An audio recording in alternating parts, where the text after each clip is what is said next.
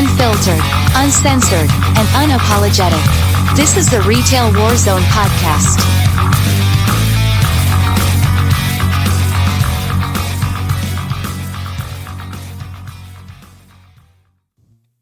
Tonight, I didn't really have anything really planned, and I had mentioned it last night to Matt about being on, talking about the serving times and his latest article, and he took the bait, thank God, because I really feel like we need to allow him some self-promotion for this shit. He's a man of many talents.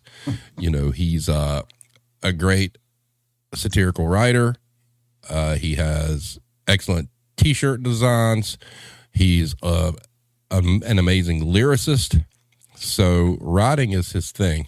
And I can't stress enough how the different things he's written are just great. I mean, just great. Like Hero said in the chat, that was a really great article in quotations. So having said that, ladies and gentlemen, our good friend, original OG for the Warzone, also banned by the National Retail Federation Twitter, which is amazing in itself. It's a great accomplishment. Yeah, Matt Starr, aka Blame Tag. So tell us a little bit how you came up with the concept of the serving times, how long it took you to finally get off your ass to start doing it, and what was your motivation for doing so?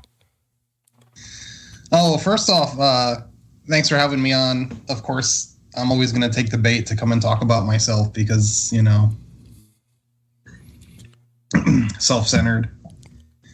Man, I don't remember how I came up with the idea specifically for the serving times. Like, it's a weird thing. Like, I always wanted to write satire, and I don't know why it took me so long to get to it. Like, I used to write, like, fake movie reviews when I was younger of just, like, movies I had definitely not seen. Like, kind of, like, in the same vein as the articles. Yeah, and I just thought it would be cool for customer service industry to have our own. I follow a lot of accounts that write satire. Reductress and The Hard Times are both really funny. You know, and obviously The Onion is like the big guns out there. And yeah, I got the idea, and then just one day, finally got off my ass and put up a WordPress, and you know, slowly just started actually creating the content for it. So, what kind of numbers are you tracking right now? Because I know you've had some milestones recently. What have you seen so far on the latest article? Let me see. I have it up here. The new one, not a lot so far, but it hasn't gotten approved on like the Facebook groups where I get like a lot of the traffic. Right. It was really stupid. I thought it was funny because it was such a stupid occurrence, but that Dr. Oz in the supermarket thing. Yeah. Like that got like over 100 views over the last couple of days. Wow. Now we'd be remiss in not mentioning the shitstorm that you caused talking about the Sunday church crowd. That one did very, very well number wise. Yeah. How much did you hit on that one? That was like 400, I think. Let me get it up. Yeah, almost 400 views on that. So you folks in retail that work in customer service, if you're not familiar, you know, with his WordPress and whatnot, the video description, I've got the links, you know, to go to the serving times. If you have not taken the time to read it, please do so. I will tell you, what's the name of the one with the guy that got lost in the back room? It's actually the title of it. If you go on the site, is Narnia Business. That one, I sat here with Hero with me and read that shit out loud and thought I was going to piss myself. I'm not going to lie. That was hilarious. So guys, if you haven't taken the time to read his content, please do, and please share. You know, it is 100% applicable to all of us that work in this industry. It'll put a smile on your face. The last, when he did the Sunday crowd and he did the customer is not always right, basically, he put a lot of work into them. They're a little bit, wouldn't you say they're different than from a lot of your other stuff? Yeah. So, I think I have them divided up. Like some of them are I have them labeled as feature, and those are a little bit different. So like the new one, Always Right, and then Holier Than Thou, which was the church one. There's a couple other ones. The Unskilled My Ass, which was the resume tips on like the skills you don't know you have. Like those are kind of a little less parody, I guess you'd say. Like still, I try to be funny, but more informative as well. Ooh, Hero just dropped a banger comment. The customer's always spite. That's pretty good there. So before we get into the latest with the customer, tell us a little bit about the feedback you received from the one about why the church crowd are, so rough on retail employees, because I think that was fascinating. The stuff that you were getting on Facebook. Oh yeah. I mean, we kind of had it divided into different kind of groups of reactors. So I'm trying to see if I can get it up here, but I think the biggest one was, other than yes, we agree, was, oh no, that's not us. That's the other religions. Oh yeah. It's always someone else. Oh, and I forgot about this one, and I'm ashamed. Hero brought it up. The Monopoly one. Oh, yeah. That's almost 1,000 views on that. Like that one, somebody like shared that, and it blew up like for a couple days. Yeah, that one did really well. Yeah, that's a must read as well, because I don't know how I thought of that one. Well, you did great, because you put the capitalist spin on it. You were able to, attach real world topics and real world things that people are going through to that, to the point that I read it. I'm like, I'd play that game.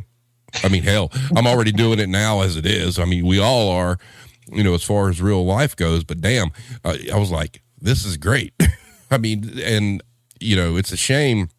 I mean, isn't there like a website you can go to, and you may not know this, but you may, where you can kind of create your own monopoly?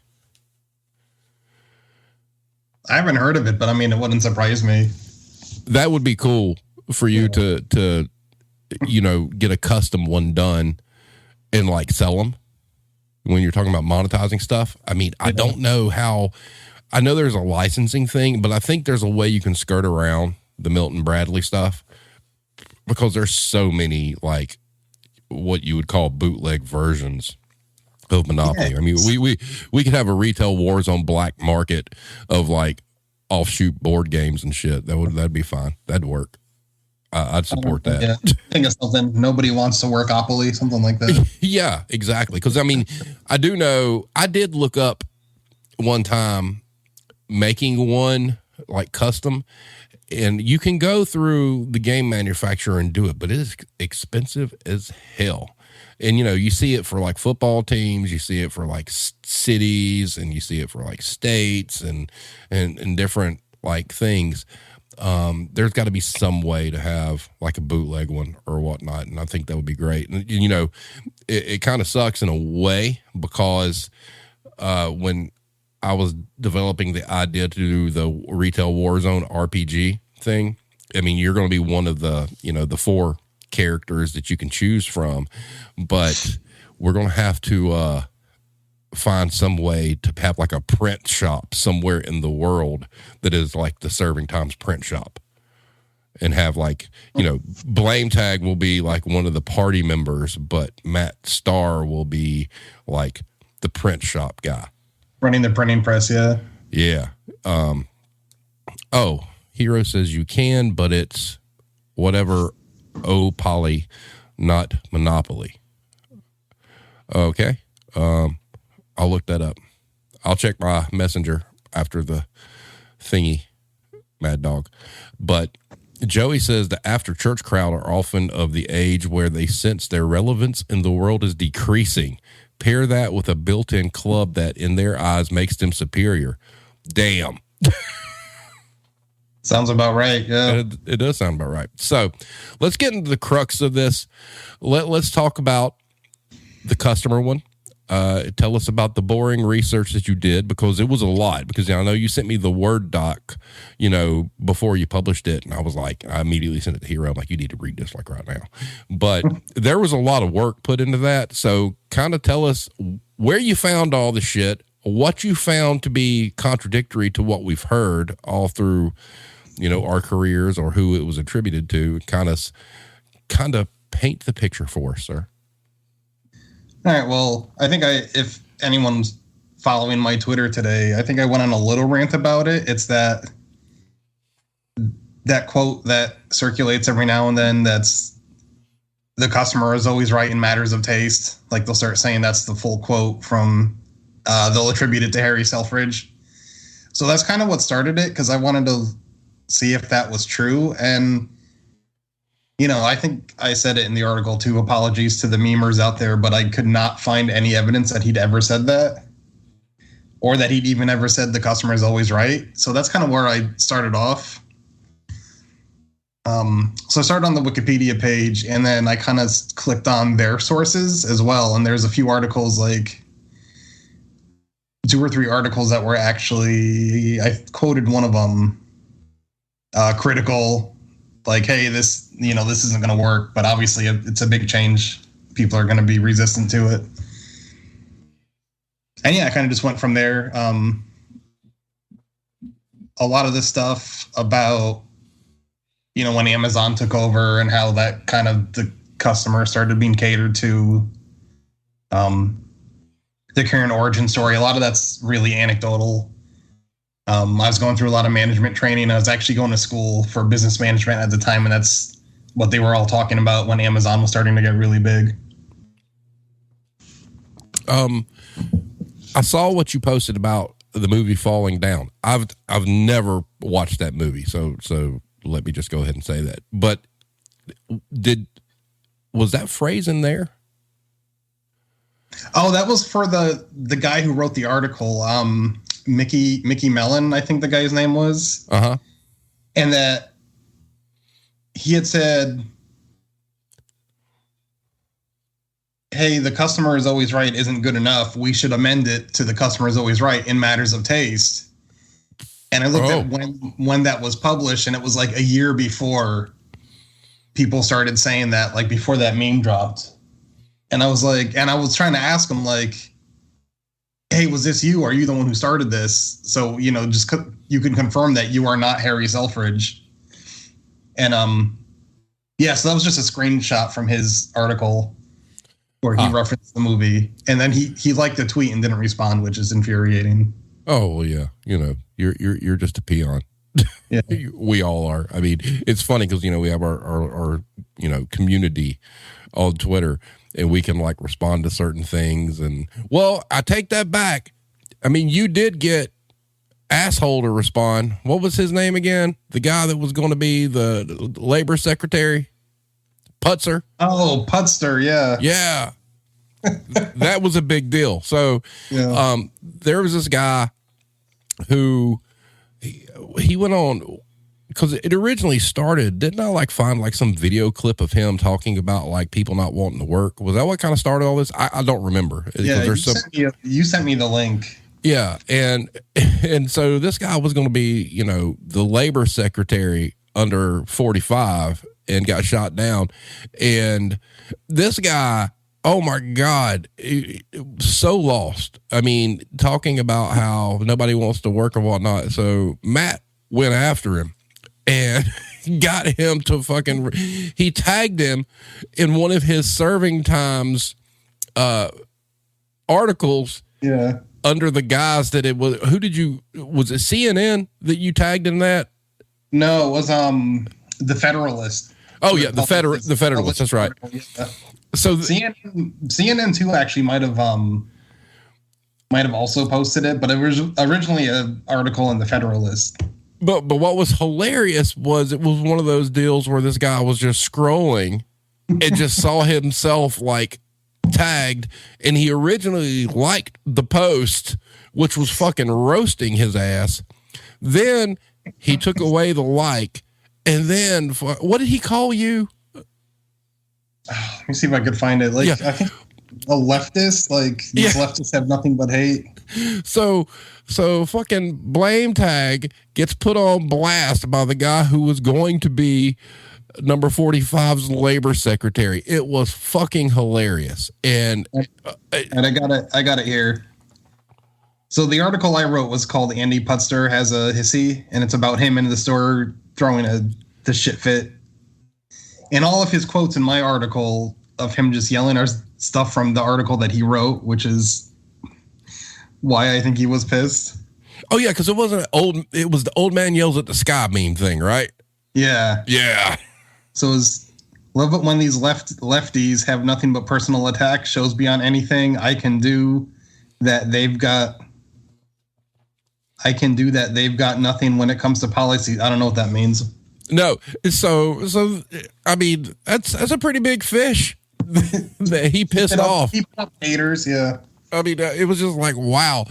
And that's, to me, that ranks higher than your senator down there, Oh yeah. But I have to give Brandis credit though. I think we all discovered that, when he was on the show, he was sincere about what he wanted to do. He was just going about it the wrong way. But that guy, boy, blame tag rattled his fucking cage quick. But he doesn't evidently have a lot of followers because nobody really kind of parroted or backed him up or whatnot. But it was amusing there for a couple of days because, like I said, this guy was up to run for the labor secretary. And then we dug up all this stuff online about it was Hardee's and Carl's Jr., wasn't it? That he was CEO over? Yeah. So there was this article under his tenureship at Hardee's and Carl's Jr., he acquired more sexual harassment complaints than any other company in America. And he trying to holler at blame tag. Like, come on. Iris says you should do a satirical theory of evolution, but for customers or retail management, but it goes backwards. That's good. I was actually going to put it out to the community because this was my last big idea for like a big feature article. And I got nothing for like the next couple months. Well, I mean, some of us come up with some random shit late at night. So just keep fishing because ain't none of us gonna be mad if you use it. So just keep fishing. You'll find something good enough. But that's a good one. I mean, think about it. I think customers, as far as evolution, would be good. I don't know about retail management because some of us get stuck in that and, boom. But I think you could have a good time, Matt, talking about how they've devolved instead of evolved. Hero raised her hand. What do you got, Hero? But I don't know. I mean, it's the Selfridge guy, the concept of the customer's always right. We've kind of touched on it a little bit on past episodes as we just kind of fling shit around. But I think the way you framed it was great. And I think you did a really good job. And now that's the only thing that if people look at like your work and your satire, do you try to break it up on the WordPress to let readers know that you might have one that's more of a serious thing rather than satire? Because I can see where somebody would read all your other articles and be like, these are great. And they would read that and it would be a bunch of word salad to them. And they're like, oh shit, what's this? I don't have it broken up really because it's just one scroll the way I have it set up now. But I do have, everything's categorized. And like I said, the stuff like that would just it'll say category feature. And the other ones would just be category article or category headline. Because, some of them are just headlines if I don't think it needs the full story. I mean, I'll be honest with you. I think the Sunday Crowd one and the Customer Always Right should be mandatory reading for retail employees. I think that goes on. They should have to read both of those, and they should have to play Tetris and Legos I think those four things, if we put them together, we have a really good fighting chance of things turning around. But they don't pay me to make the training manuals, and it's probably a good thing, but that's what needs to happen. That one is still on my list about, they need to make these guys learn Tetris and Legos and I think building blocks. It was Lincoln Logs. Yeah. Lincoln Logs and Tetris, yeah. We had the episode with Cranky talking about trucks, and lo and behold, like the next fucking day at work, we've got pallets falling over. We had one that I think I sent you guys a picture. It was shaped like an L. And it's like, I know that looks like a Tetris piece, but that's not what I mean. I mean, it's like, no, it doesn't work that way. Hero asks, what category do 5-year-old managers fall under? Be careful, because that could be real. Labor violations. Yeah, true that. No, that was just a regular article. But that was great. That was where the shark came from.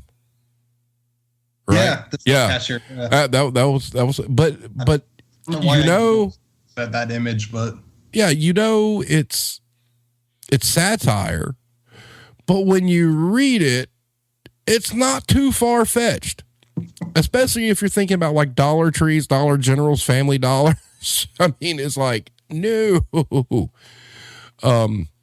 Joey says, customers at my store evolve in a bell curve. The lowliest vermin are those who wait outside for the store to open. The curve peaks in the afternoon, then devolves again after 4 p.m. Good job, Joey. That's about right. Iris asked, what was your worst job or best story from retail, and have you written about it yet? Well, my worst job was definitely, I worked a lot of positions, so I don't know, probably manager at the movie theater. I know I talk about that a lot, but definitely the worst job I've ever had, like the most miserable I've ever been in my life. So there's one story on there that's a short one that I think it's titled something like Home Office Still Says Smoking Popcorn Machine Not Broken.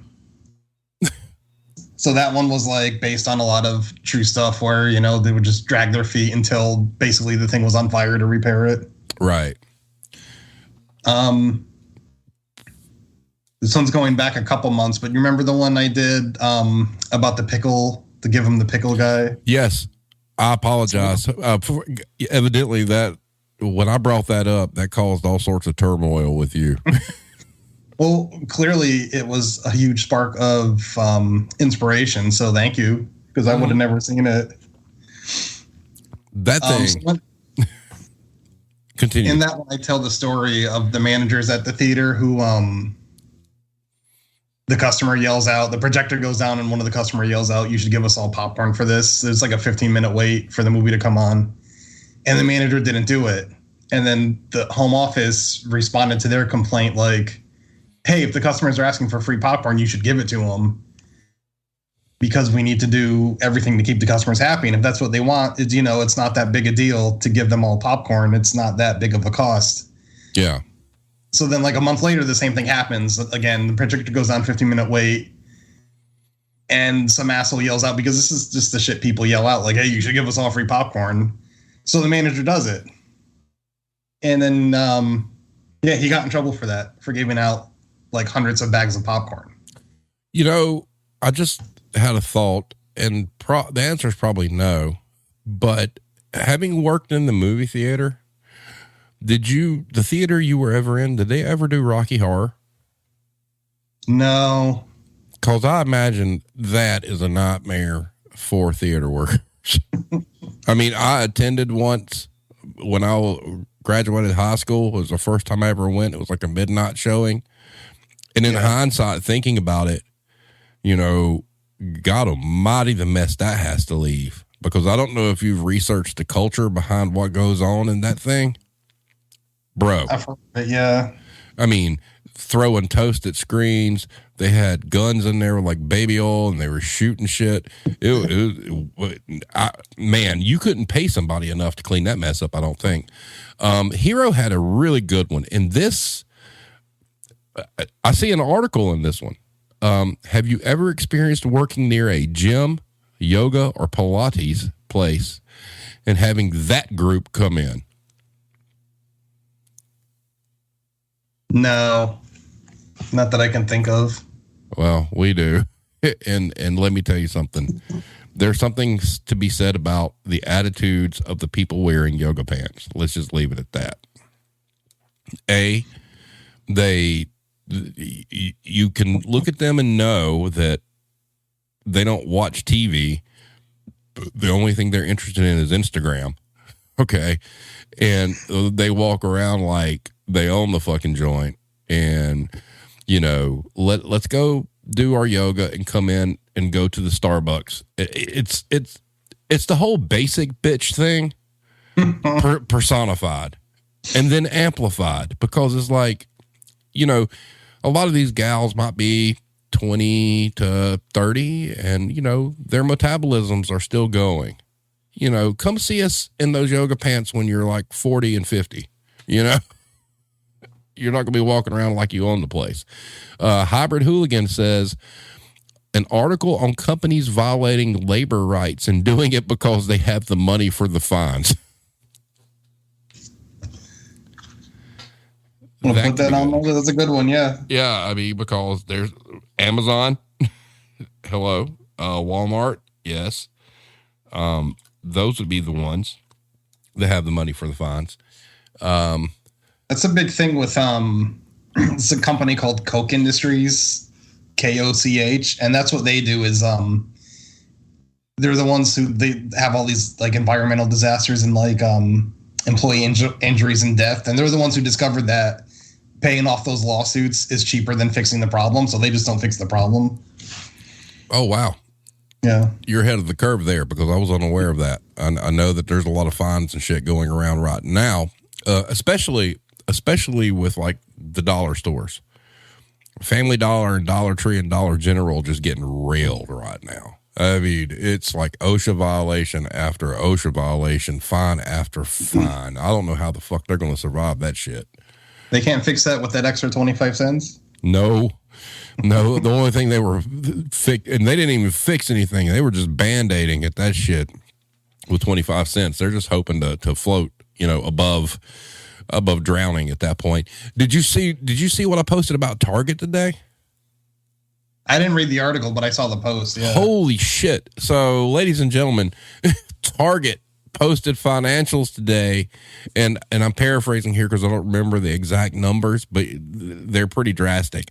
So, this quarter last year, they did like $1.8 billion in sales. That same quarter this year, they only did 183 million. It was like I have never seen a financial report for any retailer ever in my entire life where they dropped 90% year over year. People gonna go, that's not good, man. That's bad. I don't remember what store it was. I think it might have been in England, but it was like kind of like, I guess, a Target-ish store where they have like food and then everything else. And then they were saying that the only items they were selling that were making profit was food. Yeah. And like someone had commented, yes, it happens when the food is so expensive they can't afford anything else. Have you had any thoughts about doing an article on inflation and prices? No, I hadn't really given it a lot of thought. Because I do believe that, you know, you miss 100% of the shots you don't take. And somebody, I don't know who did it, who started, okay? But I do believe that when the inflation went up and the gas prices went up, there's some major retailer out there who said, all right, let's fucking go. And they started jacking shit up. And even though their cost hadn't really elevated that high, I think it's been like a runaway train, the past probably 3 to 6 months, where everybody took their turn. Let's jack up the prices as much as we think we can get away with no substantial reason why to do so. And we're going to hear very shortly that has backfired tremendously. And I will sit back and laugh because I really do. I mean, I'm not going to get into details, but I've seen it, right? Their businesses out there, their prices have went up a whole lot, but their cost has not. And I think it's kind of like that whole, well, everybody else is doing it, we're going to do it too, just to see. Yeah. But like in Target's case, man, I mean, losing that much money to kind of play that game, boy, I've never seen a company lose that much. I mean, a major company, mind you, that lost that much money year over year. I mean, that should be people getting fired. I mean, that should be like corporate executives being told, hey, this isn't good. You got to go. We got to figure something out because, when you go from like, $1 billion to 183 million, son. Whew. And an Irish put in the comment, I guess you could say they missed their targets. I mean, their estimated price per share that they were kind of like telling the investors they were shooting for was like 70 something cents or whatnot. And it wound up being like 30 something cents. That's amazing to me. I've never seen anything like that. And I think we're about to see a bloodbath. And when that bloodbath happens, I think you're going to have a lot of ammunition and a lot of stuff to dig into to give us some great, great satire. One thing, the thing that strikes me with that is, the jugular I would go for is that I feel like this kind of thing happens over and over again with retailers, and it's just the planning for today and not thinking about tomorrow. We're going to jack up our prices because everyone else is. But then now that everything is expensive, nobody is spending money. Oops. Oh, we didn't think of that. We didn't think of, we thought of what was going to make money today and not thinking about the long-term effects. And we kind of really saw it with, stuff we needed during the pandemic, but because people were doing, what is it called? The just-in-time kind of production method. So we didn't have a lot of that stuff we needed, and it fucked up demand, supply and demand. So it's just the same stuff. It's, I will more week ahead. I'm going to share some inside information. I'm not going to say who the company is, but I will tell you there's a company out there who in the press has been told, the general public is reading that they're packed full of inventory. Well, that company employs people to do financial forecasts and whatnot. And although the media is spinning it one way, what I have been told and what I have discovered is very, very impressive, because this company, their bean counters predicted the inflation. And what they did is they bought a year's worth of merchandise at pre-inflation cost. Ooh, can I guess the end? No, you cannot guess. Okay. But they bought a year's what you send me a message on Twitter, because I promised I wouldn't say who it was, but send me a DM. But anyway, they bought a year's worth of merchandise for their entire chain at pre-inflation prices to ensure, as inflation surged, they would not have to raise prices on their merchandise. And guess what? You got a lot of back rooms and off-site warehouses full, but it's genius. And I was shocked to know that they have a group of people that smart planning for this. So there's a company out there, you're not going to see a lot of price increases on basics, whereas everybody else is increasing their prices, and it's just going to increase their market share. It's not like they ain't got enough market share as it is, but that's genius. Absolute genius. I thought you were going to say that they were selling it at inflation rates anyway. No, they were not. The whole point, the whole point was to get it at at a locked in cost that that's normalized for them, to make sure they are always the low price leader. And when this information was given to me, I'm like, well, holy shit, that's smart. Nobody else did that, really. And what a bunch of businesses are doing right now is, some industries, the cost has went up a little bit. I mean, that does happen. All right. But like I'd said on the previous episode, so let's say you got something that, you sold for $1 and cost on it was 50 cents. Okay. Well, the cost went up to 75 cents.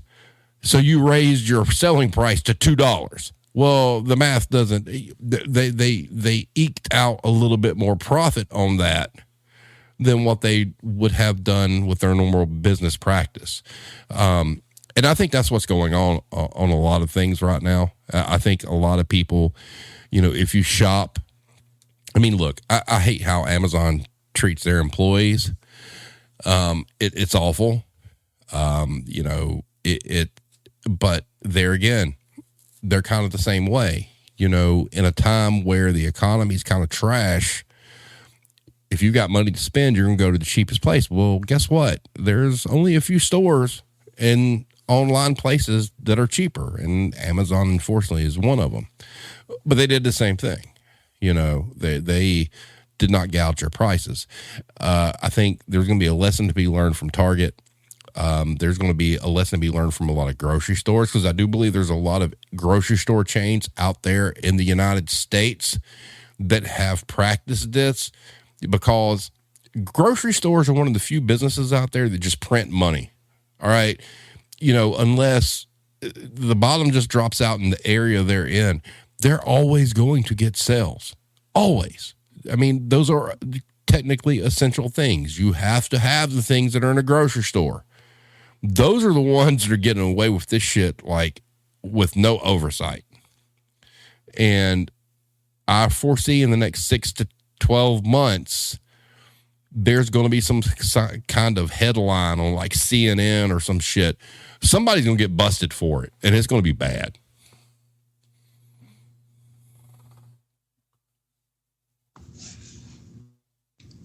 Now, there's something I wanted to ask you about your place of employment real quick. Do you have air conditioning?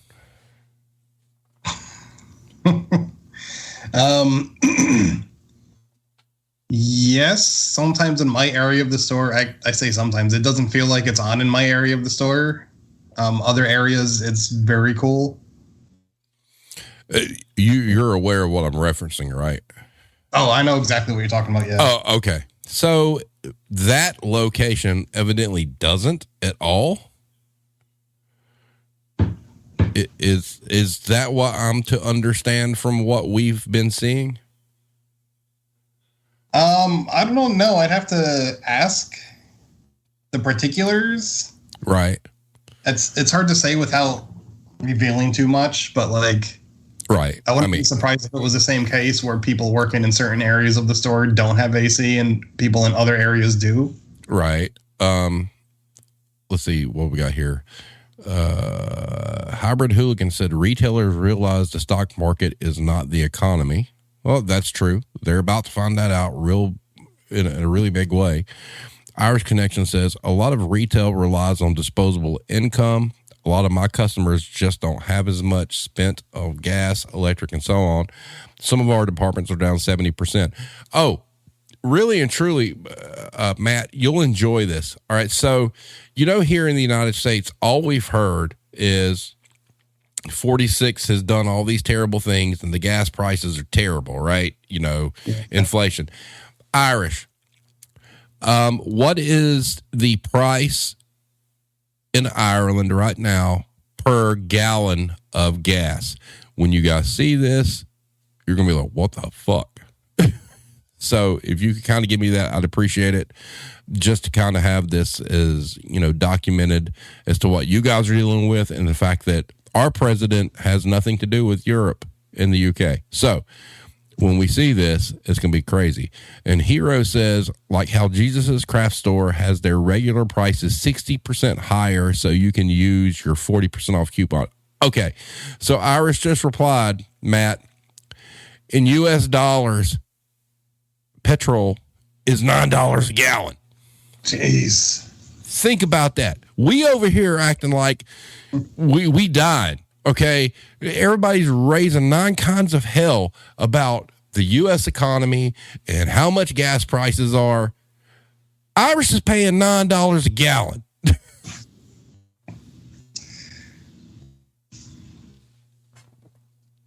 That's insanity. And I know you're in the Sunshine State. What kind of gas prices are you looking at there? I think I just filled up at something like $3.20. Yeah. So see, like a lot of places now, we're under, $4. They got to start peeling those stickers off. Yeah. Yeah. So, have you ever had to deal with a Disney crowd? No, I'm pretty far from there. You're pretty far from there. Like 9 minutes. Yeah. And see where you live. I mean, to face it, Florida and Georgia, because of Atlanta, and obviously California and like New York, those places are going to be more expensive. I mean, unfortunately, you're in a state where evidently it's like the retirement bullseye where everybody comes. And, God, I haven't been to Florida since I was a kid. Well, no, I take it back.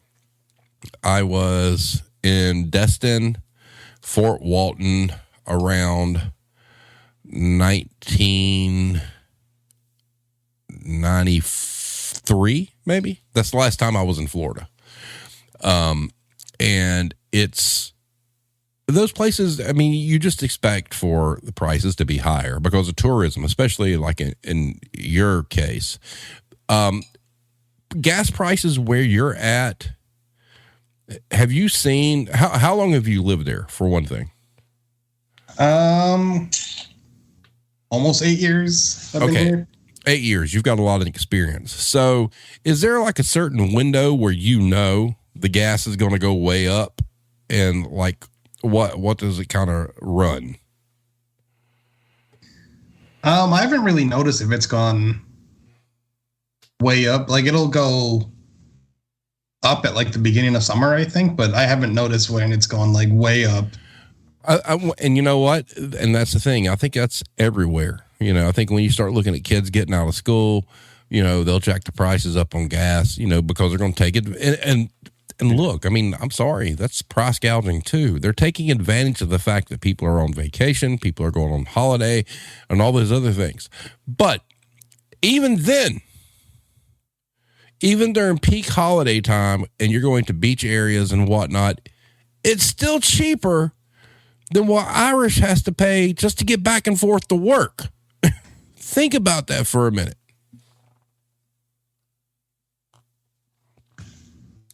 So, I mean, that's rather depressing. But your area, you're on the Gulf side. Is that right? Yeah, I'm in Tampa Bay. Yeah. All right. Yeah. Tampa Bay. So, it's, I wouldn't imagine yours it doesn't get as high as like Orlando and shit like that. Probably. Yeah. Hey, well, here's the thing. I just want to say this. I don't know when it's supposed to open, but we need to go ahead and plan a shindig for when the Super Nintendo World opens at Universal. Oh, yeah. We're going. It's going to happen. Videos of the one in Japan. Oh man. Yes. All my childhood dreams. Yeah. Yeah. So, I've been watching it like a hawk. So when that shit opens, we're going. I don't care. I'll be like, hey, Matt, meet us there. We got to go. It's time. But, it sucks because California gets theirs first. That does suck. Well, yeah, it does suck because they're going to open the one in California before ours down here in Florida. And then the one in Japan is getting ready to get like an addition, which is Donkey Kong. So, that's a great idea. We've talked about like a Warzone conference. Fuck a Warzone conference. How about we all just go to Super Nintendo World in Florida? That would be just as good. So I always told my friend if I was ever rich that I would pay for us to have each like a all inclusive stay at their resort for the week. Yeah. Irish, start saving up. That's going to be it. We're all going to Super Nintendo World. That would be a blast. Hybrid says it was scheduled for 2025 before COVID hit. So yeah, probably 2026. So we got a few. God, I'm gonna be old. Damn. You know, who doesn't chase all the theme parks out of the state by then? Yeah. Well, I mean, what do you have in like the Tampa area? Do you have anything that's like really, or is it just Disney down there? We've got Busch Gardens. I mean, I don't know that if you like animals, I mean, I don't know that it's worth a trip to Tampa to see it. Oh, I went there when I was a kid with my parents, and I hated Busch Gardens. It was terrible. It was so hot. I didn't give a damn about the animals, but they just decided we were going to Busch Gardens. I'm like, okay, whatever. So, yeah, I mean, theme parks, yeah, you'd have to go to Orlando. That'd be a great one too. I don't know if you could get like anybody that worked for Disney or anything like that, but I can see a great Serving Times article based around working at the Mouse House. Oh man, I had when I was a manager, one of my workers would leave for the summer, and that's what he would do. He was one of the performers. So I don't know if I could contact him. I don't know. I don't remember if he liked me or not. Oh, well, when I had Stephen Petrovilli on the show talking about his retail comic, he messaged me. I need to get back. His wife worked for Disney. I need to get back with him. Nightmares in the Store says Disney employees have some of the craziest stories. Yes, I have read a ton. I imagine. I would love to do like an entire episode about all the secret shit that goes on at Disney. That would be great.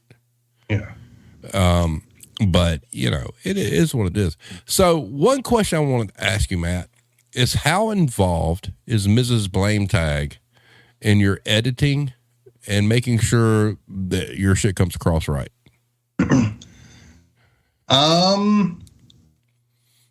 I would say very involved. Like nothing really goes on without her going through it. So like with this one, there was a lot that she had to talk to me about. Like this, this paragraph doesn't make sense. You have this worded really confusingly, like stuff like that. Well, and I think all of us that do something kind of decent, we have a wonderful woman behind us. And, I will say the same thing for Hero, because Hero will call me out on shit all the time. But Mrs. Blametag's part of a book club, so obviously she reads a lot, and she's probably very well versed in the Queen's English, correct? It's actually part of several book clubs. Oh. And she actually majored in literature in college. We have a running joke here in the house talking about libraries and like Beauty and the Beast, and bitches love libraries. It's kind of like the running joke here.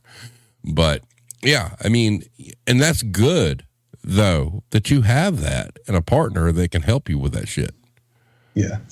And so props to Mrs. Blametag, because didn't she help with the lyrics for Please Don't Be a Karen? Oh, anything I've written, she has a hand in. Oh, so you have your own personal editor. That's fucking awesome, dude. Yeah. Like I refer to myself as the editor-in-chief of Serving Times, but yeah, like I said, nothing goes on without going past her first. Well, hey, but that's great because she does a great job, obviously, for you. I mean, yeah.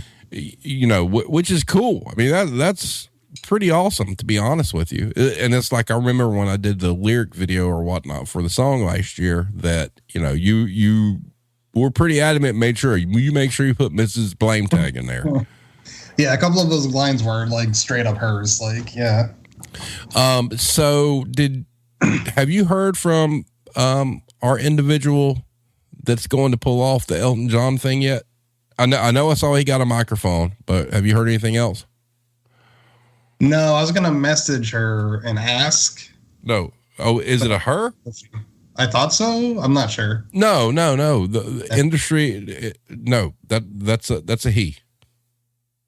Observing Retail? Yes. He was on one of the retail therapy sessions. Oh, well, So I apologize if I had misgendered him. Oh, well, that's quite okay. But if you hear something, let me know. I got to get a hold of the backing track on that. So, I saw that he got a microphone and whatnot. So that'll be cool to have that. Also, too, I mean, Matt, we're coming up on spooky season. And you know what happens after spooky season? I know Becky's put on their Uggs. Right. And she comes out of hibernation. Oh, that's right. Yeah. So, last year we had a good run with that. I mean, we've topped like 8,000 views on that. So we got to figure out what we're going to do this year to get, please don't be a Karen this year, to pop even more. We're open to suggestions, guys.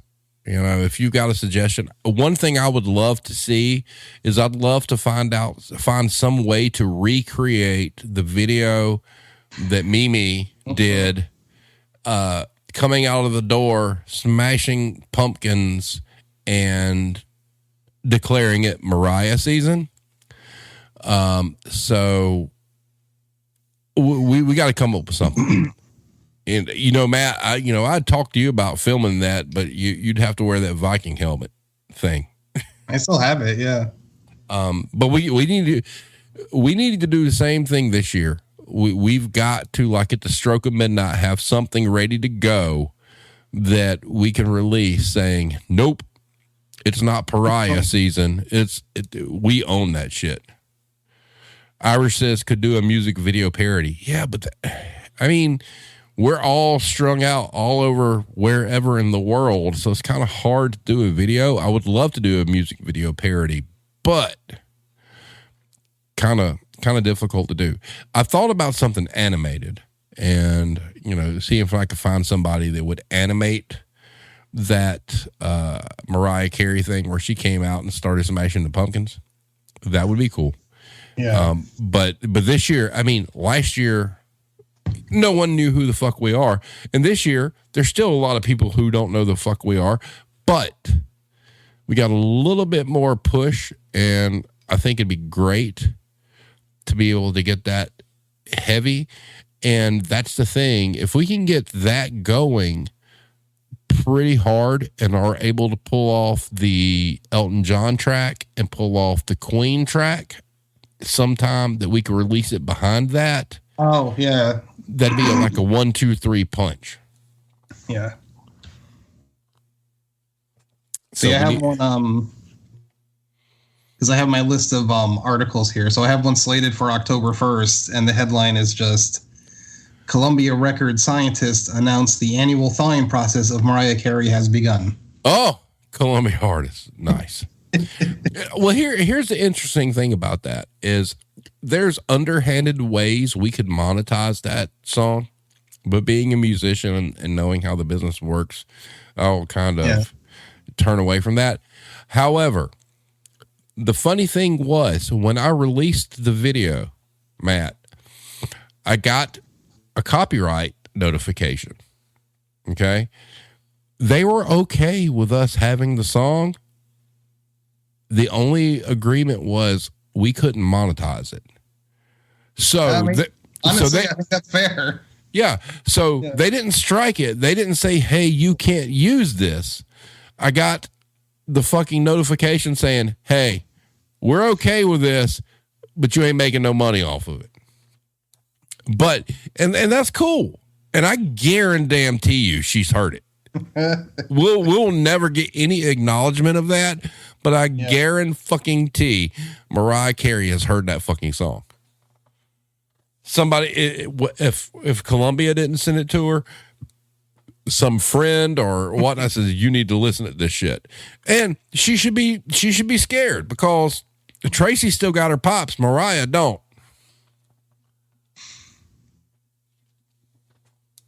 Nightmares in Store says it's rude of her not to say how much she loved it.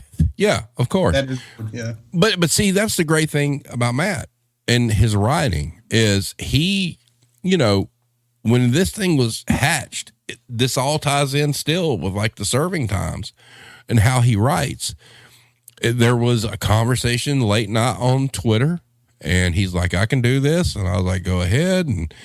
And boom, he knocked it out of the park and it's beautiful. And then, I happened to know the singer and, there was some kind of sketchiness. We didn't know if it was going to get done in time or whatnot, but finally at like 0 hour, here it is. And it was like, holy shit. I mean, Matt, when you first heard the finished version, what did you think? Oh man.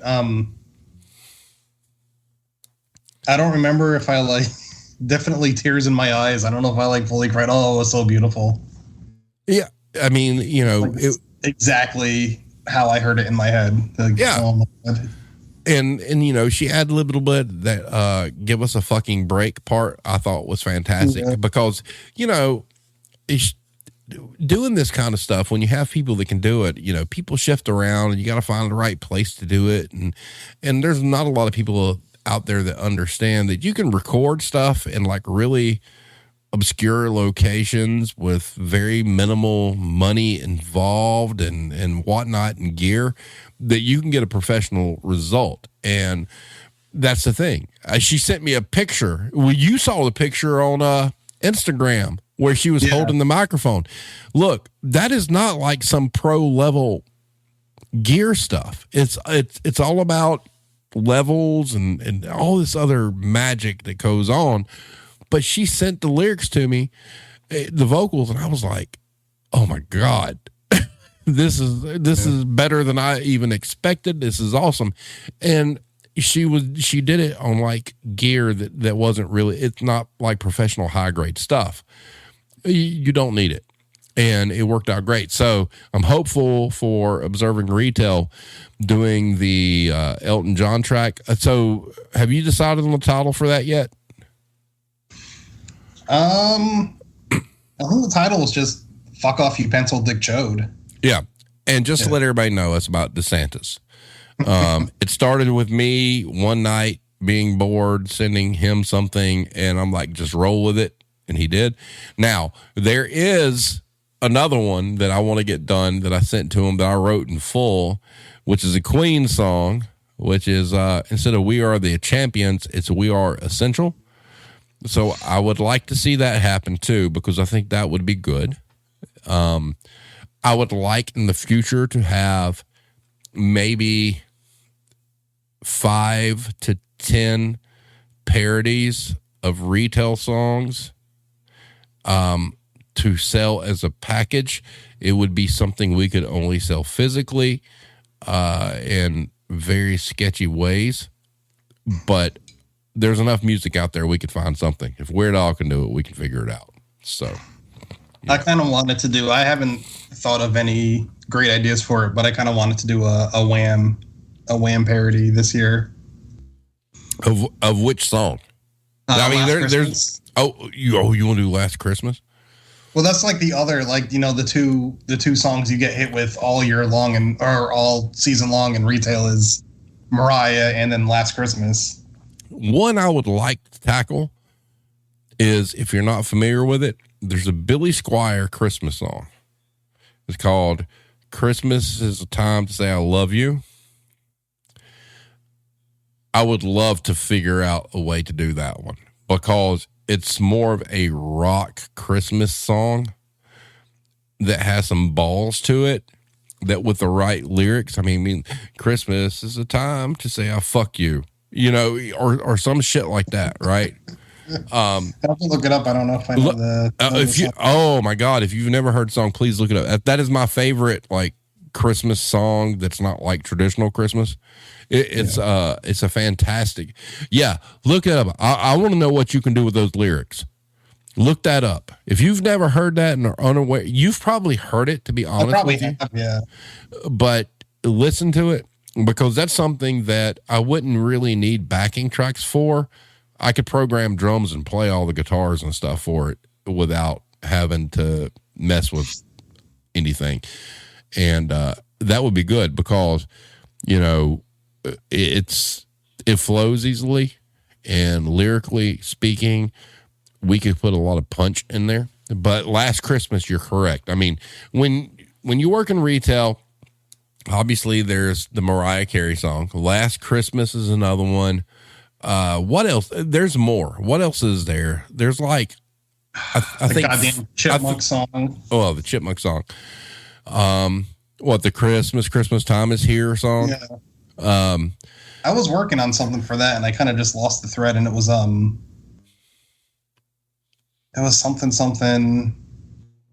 something eyes. We should vote to unionize was the. We should vote to unionize. I don't remember that. I think that it's Christmas time and Hollis Queens. Probably something could be done with that. I mean, would it be a more rap based? I believe that there's probably a cadence to that we could get something good. I'm trying to think like other Christmas songs that we hear. I mean, the Billy Christmas Squire song's a big one. Is that the Waitresses Christmas rapping? Oh yeah, the Waitresses. But that's so deadpan. Yeah. When you listen to it, that'd be easy to rewrite because that's a very deadpan song. When you think it's huge, all right. That song is massive. When I went to work today, these Karens pushing down my door. Exactly. Yeah, you bitch, get away. Yeah, that'd be a good one. Because it's so dry. It's not like the other over the top songs. It's more like you're just talking through, you know, the entire song about whatever, you know, situation you're doing. So there's that one. You're right. The Waitresses, that's a huge one. And other than that, I can't think of any other guys in the chat. Hybrid Hooligan. What's this retail version? Oh, I forgot. Nightmare Before Christmas. Oh, yeah. Oh, and Hero said, do they know it's Christmas after all? Oh. Do they know it's clearance after all? That could be good. Yes. That could be good. So yeah, everybody, if and Hero says that song makes me feel insulted. We can fix that. Which one? Do they know it's Christmas after all? Oh, it is a very, yeah. It's one of those things where I can't believe we're still playing it. It's just such a, yeah. But yeah, I think I tweet that every year. It's like they know, but they don't give a shit. Yeah, but it's like, do they know it's clearance after all? I can see it. I can see that being the thing. Yeah. So, because the cadence is right. So, be thinking about that. I mean, it's August. We're coming up into September. So, we got plenty of time to start developing Christmas songs. But, you know, What's This retail version is actually pretty good. And I have to think there's some way to redo the Oogie Boogie song, talking about like the Oogie Boogie is the CEO. You know what would be great is the What's This, but it's about how the Christmas shit is already up, even though Halloween just ended. Oh, that's perfect. That's like the Hobby Lobby Target song. Oh my God, you were so right. What's this? What's this? I can't believe my eyes. What's this? What's this? Yes. That What's this? What's this? The Christmas, the Santa Claus displays. But what? Halloween was yesterday. Yeah. Oh yes. Oh, that is perfect. Thank you, Hybrid. That's great because, you know, I posted on Twitter. We went into Jesus's Craft Store on August 3rd of this year. So like just a couple of weeks ago, they had like an entire aisle of, you know, Christmas ornament. It was just insane. And the people I work with don't really understand what I did in my prior career. And so I texted a buddy of mine saying, this is the bullshit I had to put up with. And they're like, what? And I'm like, yeah, I mean, it's August 3rd. They already had their Christmas tree displays out, guys. That's obscene. Come on, man. No. And we'll have probably sometime. We'll probably start putting ours up after Labor Day. Well, here's the thing. One of the guys I work for, one of my managers, was asking me about it. I'm like, dude, that's why I hate Christmas. Jesus's Craft Store is the reason, 100%. Even though I have kids, that I could give a shit less there's any Christmas in my home at the holidays, because you only have 3 to 4 months out of a year that you don't have Christmas merchandise in your fucking store. Fuck that. I always say that about the theater, but for different reasons. The theater made me hate Christmas. Oh, Hero, this should be an easy one for you, Matt. Hero said 12 Days of Christmas. I think I did think of that one last year, and I don't remember what Oh, and she also had another one. Grandma got run over on Black Friday. Oh, shit. That's a good one. Grandma got run over on Black Friday. Oh, shit. That could be great. My brother, he probably got in trouble for saying this, but he had a theory that that song was about domestic abuse, and the family wasn't admitting that that's what really happened to Grandma. Oh, wow. Well, that's like an unsolved mystery episode in itself. That would be something. That would be something cool to do too. It's, we do the podcast and whatnot, but going into 2023, I want to find a way to do like different kind of content. And Irish has sent me a video. I haven't fooled with it yet. It's really, really great. That might be something we see towards the end of the year, but like doing like an unsolved mysteries kind of show about retail. I mean, I don't want to be on everything. I mean, if I have, like, if Irish or you or somebody wants to play the part of Robert Stack, that's great, but I think there's so many things out there that we could do, like unsolved mysteries. I mean, just think about it. What unsolved mysteries? Why is it not in the back room? Those kind of things. I mean, there's so much we could actually do with the concepts that we use and the things we discuss. We just got to figure out a fucking way to do it, because there's a lot of content that circulates that we are unaware of between like Twitter interactions and videos and whatnot. We could turn the thing into a fucking conglomerate that, produces great stuff in a humorous kind of way, because I mean, a lot of the stuff we talk about on the podcast, some of it gets pretty serious and some of it gets pretty dark, but there's nothing wrong with the comedic side of it. And unsolved mysteries based on retail, to me, sounds like a very appealing idea. Yeah, it does. I mean, can you imagine an unsolved mysteries completely on like why customers aren't getting paid for ringing up their own merchandise at self-checkout? I mean, that shit kind of writes itself. So, Nightmares in Store says, y'all need a friend who's really into true crime and unsolved mysteries. Yes. She's saying that because that she is. Oh, is she? He's that friend, yeah. I don't know if you know, Nightmares in Store that's my friend Mel. We go way back. Like, I go way back with Mel. Ah, so you've known her for a very long time. Yeah. Like how many years? Oh, I don't even know. Is it before I moved here? Maybe like up to 10. Yeah, well, that's good. Well, if she's into that, I mean, like I said, she could play the part of Robert Stack. I don't care. I mean, I think an unsolved mysteries, it kind of writes itself, unsolved mysteries. Why did the customer leave this half-eaten container of potato salad on the counter? That kind of thing. And, abandoned cart is a cart full of merchandise, but why? Yeah, exactly. And it could be funny because, and that's the thing, kind of like Irish, when Irish found me doing the podcast, was nobody else is doing this. Look, I'm not trying to get rich off of it or anything like that, but no, there's nothing out there like what we all do here. There's nothing. Exactly. It'd be the same thing for like an unsolved mysteries, and nobody's doing that, and it's very niche, and it's not intended to make money or anything like that. But there's so much with the group of people that we all communicate with, like you and Irish and Cranky and Nightmares and Hybrid and Hero.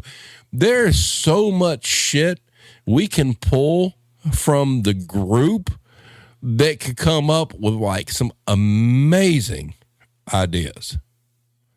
Amazing. And there's hey, Jay, definitely a lot of creative talent in this community. Yeah, I mean it is. I mean, it's, and I think if we approach it, and that's something, like I said, I want to do in 2023. I want to approach it. I want different things. Yeah, there'll be a once a week like podcast, but I'd like a group effort thing, project, whatever you want to call it, that showcases everybody's talent. And, if it gets huge, that's great. And then, I come from like a music industry background. All right. So look, I want everybody to understand that if we ever do anything that gets extremely popular, hey, look, whoever's involved, is it 2 people, 4 people, 6 people, all the money gets split. Nobody gets like a bigger percentage. It's just like, okay, if there's 6 of us, you split money 6 ways. It's just what it is. So, but I think, I was talking with Irish about 2023 being like a big jump off year, because if you look at the historical time frame of like YouTubers and things like that, it takes about 3 years to really kind of set, I guess. And I'm open to ideas from everybody. I want to do something different along with this. That kind of showcases everybody. I mean, you don't have to be on screen to do it, but we got a lot of talent. I mean, Matt, this, the people we talk to and the people we communicate with, there's a lot of talented people in this community, like you said. There is. I do have some bad news, though, is that my wife just sent my cat in here to let me know that I'm over my time. She had given me a firm 9:00 end time. Which okay. That's fine. She sent the cat to make noise and... Which cat? PPs. PPs. Okay. As long as you post a picture of PPs on Twitter, I'm good with that. So, everybody, have a wonderful evening. And everybody, please go check out the Serving Times. I'm telling you, if you have not read it yet and you stumble upon this episode, however, please, the link's in the description of the video. Please go read what Matt has written. It's the amazing. Source of my dopamine to see those clicks. Yep. Give me that serotonin. Exactly. And so now that Mr. PPs has come in and told Matt his time is over, everybody everybody have a great evening. Tell Mrs. Blame Tag we appreciate you allowing you to have this time. And everyone, have a great evening. Stay safe. Cover your face if you need to. Everybody do your thing, and we will see you next time. Everybody have a good night. Thanks.